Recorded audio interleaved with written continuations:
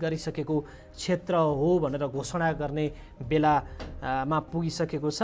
धनुषा 3 राष्ट्रिय स्वतन्त्र पार्टीका युवा नेता एवं प्रवक्ता मनिष झाको क्षेत्र हो। मनिष झाले चुनाव लडेको क्षेत्र हो र मनिष झा कुल 24,416 मतसहित अग्रस्थानमा हुनुहुन्छ र उहाँले झन्डै 4 गुणा कम मतमा आफ्ना प्रतिस्पर्धीलाई सीमित गरिदिनु भएको छ।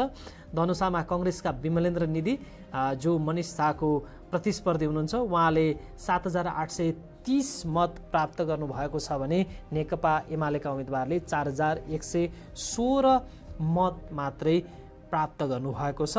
अबको केही समयमै काठमाडौँ उपत्यकाभन्दा बाहिरबाट पहिलो जितको घोषणा रासोपाको हुँदैछ र उनी हुन् रासोपाका प्रवक्ता, युवा नेता एवं पूर्व सञ्चारकर्मी मनिष झा।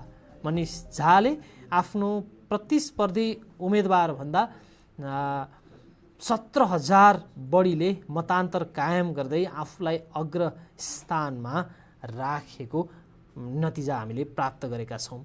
सुनसरी 1 को पनि नयाँ नतिजा हामीलाई प्राप्त भएको छ। सुनसरी 1 मा 1440 मत गणना भएको छ, जहाँ घन्टीले 690, रुखले 160, सूर्यले 37, माटोले 215 र ताराले 59 मत प्राप्त गरेको विवरण हामीले पाएका छौँ।